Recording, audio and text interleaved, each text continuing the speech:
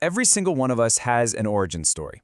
And it's not just people. It's families, companies, even entire nations. Today, we're going to dive into just how powerful these foundational tales are, how they literally shape everything about who we become. So that brings us to the big question, right? Why are these stories so powerful? Why do they have such a grip on us? Well, it really boils down to this. The stories we tell about where we come from, they define us. They're what give us a shared past, a sense of who we are, and a real purpose for the future. And that shared identity, it's all built on this really cool concept called collective memory. Think of it like a shared hard drive of stories and knowledge that a whole group of people can access. And to really get our heads around this, we're going to look at one of the most powerful, most enduring examples out there, the story of Exodus. Now, what's so fascinating about this particular origin story is that it doesn't kick off with some glorious victory or a legendary king. Nope, it starts with a group of people who are vulnerable, a minority group, the Israelites, living as outsiders in Egypt. And right from the get-go, we're thrown into a crisis. See, the Israelites have been working hard for generations, and they'd become really successful. They were thriving, But here's the twist. Their success, the fact that they were growing in number and strength, started to make the people in charge really nervous. It started to look like a threat. And this is a major turning point. A new king, a new pharaoh takes the throne. And the text says something really important. He did not know Joseph. Now, that doesn't just mean he hadn't met the guy.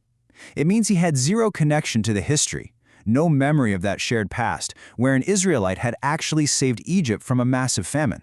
To him, these people weren't partners. They were just a potential enemy living inside his country. And what does fear do? It turns into policy. This pharaoh looks at the Israelite success and doesn't see a benefit for his kingdom. He sees a threat to his power. And his solution isn't to work with them or build bridges. Oh no, it's to crush them with a very calculated, very shrewd plan. And this plan, it just gets worse and worse. It's a horrific escalation. Step 1, he enslaves them with back-breaking labor, hoping to just grind them down.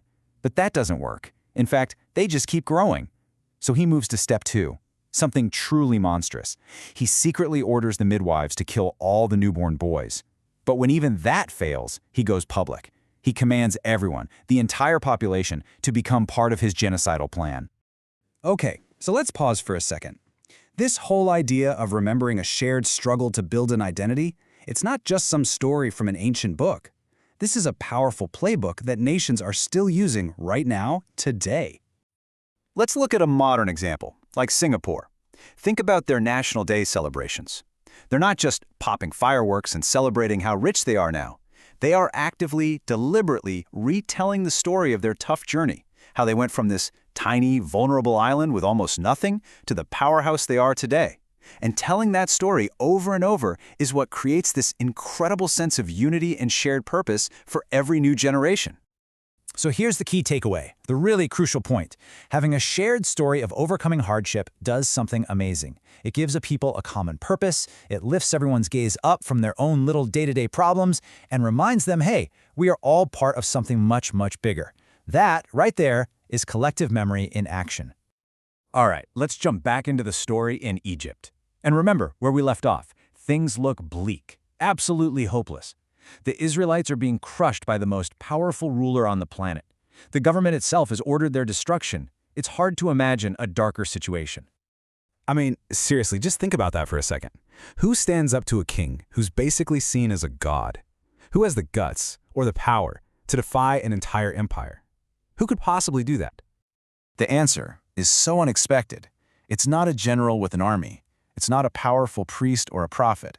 The very first people to stand up and say no to the king, the ones who change history, are 2 midwives. And what's so incredible is why they did it. They didn't have weapons, they didn't have political influence, they had a conscience. The text says they feared God, which is a powerful way of saying their moral compass was pointing true north. Their commitment to what was right, to life itself, was just stronger than their fear of this all-powerful king. And this is just a beautiful illustration of how one small act of courage can start a massive ripple effect. Because it wasn't just those 2 midwives. As the source points out, their bravery created a space for other people to be brave.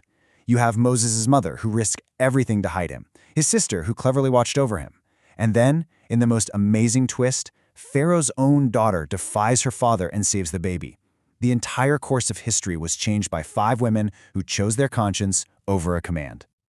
So, this all brings us to the final takeaway. And honestly, this might be the most important part. Because this story, as old as it is, isn't just about what happened back then.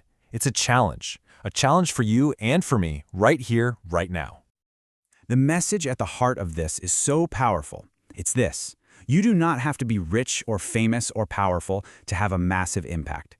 The entire story of the Exodus, this world-changing event, it all starts with the quiet, brave choices of ordinary people. People who just decided to stand for life when the system around them was demanding death. And that's the challenge for us, isn't it? It forces us to look in the mirror, to think about our own lives, at our jobs, in our neighborhoods, even just how we treat the person who makes our coffee. Are our actions, the little ones and the big ones, affirming the life and dignity of other people? Or, and this is the tough part, are we, maybe without even meaning to, playing a part in systems that hold people down? Because at the end of the day, we are all characters in a story that's still being written.